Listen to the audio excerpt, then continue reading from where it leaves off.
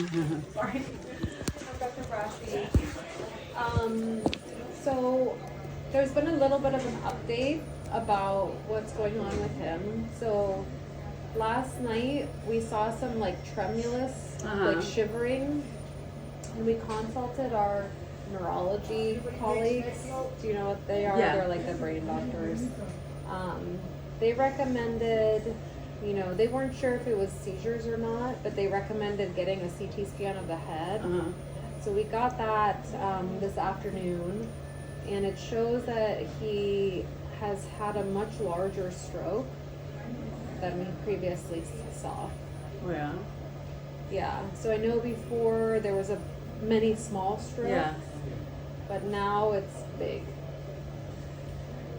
On top of that, there's bleeding in it. So a stroke, the way we normally refer to it, refers to an area of the brain that gets no blood flow and kind of dies, that area of the brain. So he has a big area like that, and then also in that area there's active bleeding. That's really complicated because he's on blood thinners to prevent his blood clots in his lungs from getting bigger and making him not get blood flow to his lungs.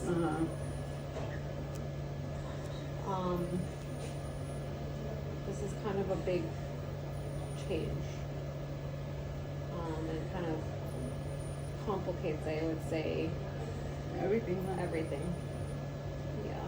Dice que notaron que estaba temblando mucho, ¿verdad? Y que el neurólogo recomendó un examen de la cabeza y que el examen salió que le dio un paro cardíaco, pero más grande que lo que ellos pensaban. Was that like a new stroke or? It's hard to say if it's, I'm not a neurologist, so we'll have to ask them. But I can't tell personally if it's a new stroke or if it just got bigger. Ahora. Pero dice que por eso le hicieron el examen y que pues desafortunadamente su cerebro, de la parte de donde ellos creen que está dañada, también tiene como hemorragia de sangre.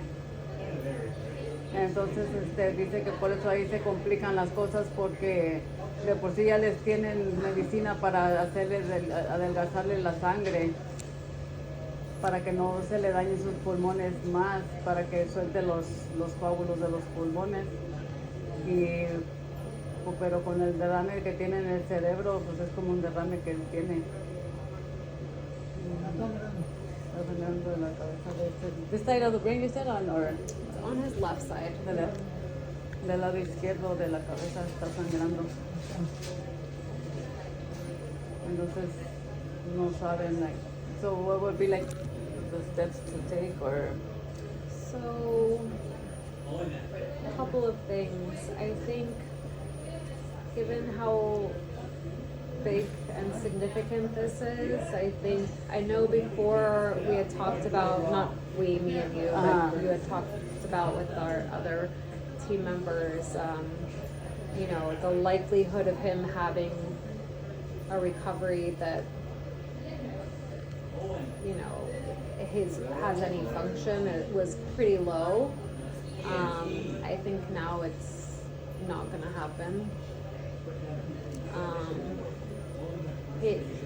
He may still, I think the best case scenario, if we proceeded like this, would be he goes to a long-term care facility on machines, but given everything that's going on, he is very at risk of a big other complication. So whether that's more blood clots, more strokes, more bleeding, he's at risk of really bad complications. And that, unfortunately, I would say is the best case scenario. I think a lot of families at this point would say, I don't know if he would want to be like this on machines. It sounds like he was so active and a fighter and just very full of life. And I know that he's never going to be like that again. And I think a lot of families at this point say, you know, we've done everything that we can do, but this injury was so bad and he wouldn't want to live like this. And then we talk about what it looks like to just make him comfortable. Yeah. I know you have a big family, and so I just want you to kind of know kind of how serious this latest development is.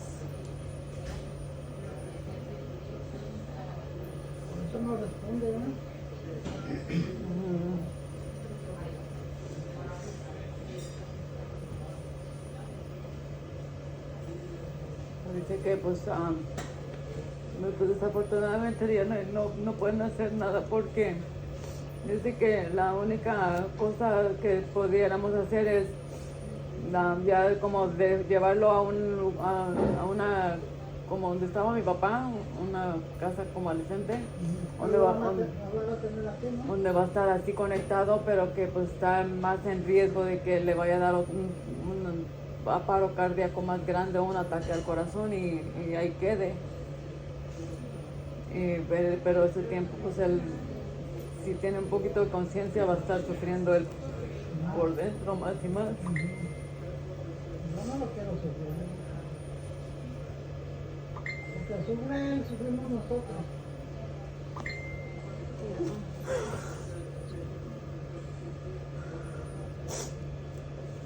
He's so lucky to have such a beautiful family. I hear it's full of women too. You guys are so beautiful and strong, and he's very lucky to have you guys. Yeah.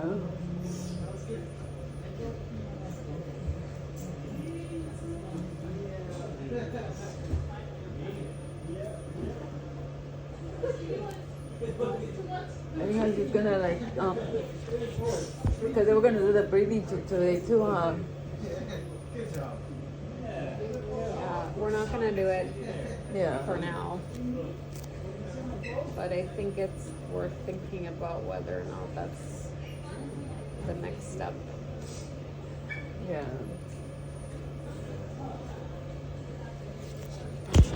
Aquí lo hemos dormido, pero no sabemos cuánto está sufriendo él. ¿Verdad? Brother, you wanna go with Dad?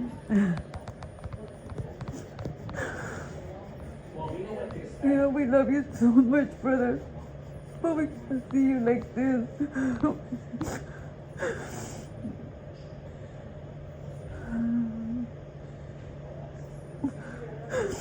This is not a life for you anymore.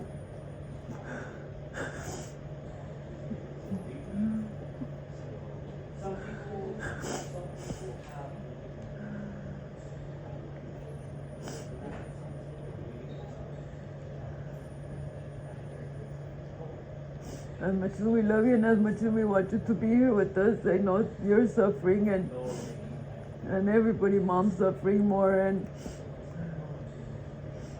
I know my dad would rather have you up there with him resting, you know, and looking over us instead of, you know, like physically being our angels.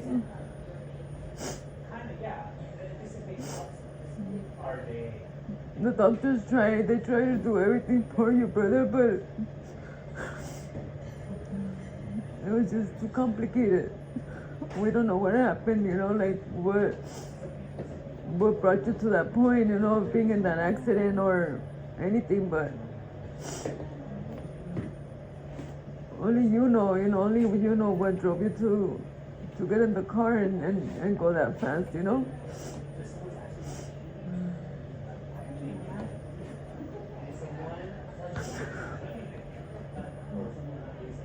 Pues sí, tenemos que traer al padre, ¿no?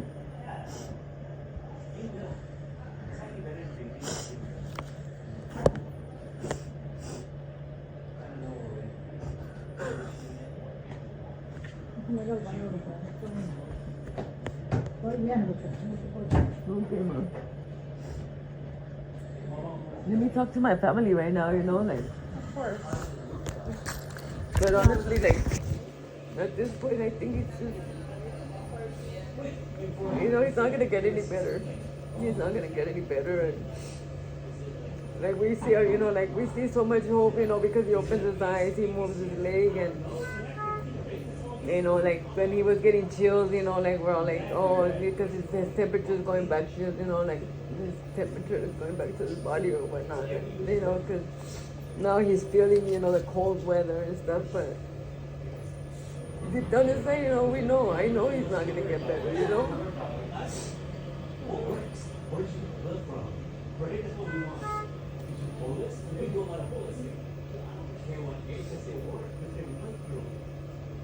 You guys have given him a great fighting chance that he deserves. And, you know, I think unfortunately we haven't been able to. It's just too much, you know. These injuries were really, really, really severe. I'm really sorry. Yeah, thank you. Well, at least we found him, you know, because Yes. we didn't know where he was at, you know, like we thought he was dead, we thought he was in a ditch somewhere, we thought the worst, you know, like we heard so much stories about, you know, what could have happened to him that we didn't even think he was here anymore, you know. Yeah. Like his car went missing, like nobody knew, like I was like, I can't, my brother didn't just vanish, you know, like there's no way he just vanished from here, you know, like if we were in Mexico I would understand, you know. I said, but he can't vanish from here, you know. Right. And then when we found him, you know, I'm like, thank you, God, you know, because I went to church the day before they found him, you know. I went to church and I got on my knees and I told God, I go, God, please give me my brother. No matter how, but give me my brother back. And I told my dad, you know, Dad, you're up there with God, you know, to fear for us and tell him to help me find my brother. And then the next day they called us, you know, they told us that he had been found, you know, that he was here in the hospital. So I think God is just, it's his way, you know, saying, you know what, I found him, but I'm going to take him with me, you know.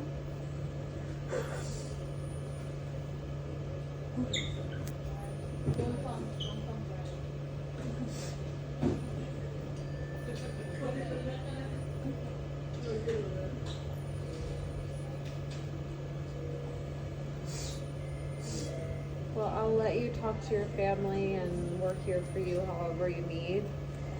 I think if you do decide that maybe just making him comfortable at this point is what he would want, we can make sure that anybody in your family who wants to be here can come, okay? There's no rush. So just let us know what you need.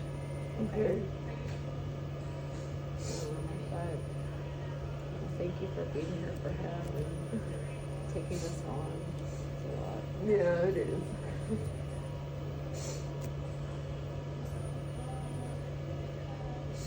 Okay, I'm gonna let you be together. All right, thank you.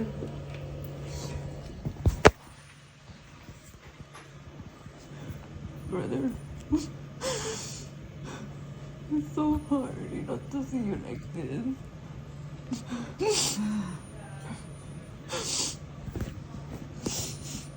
Una vida tan joven.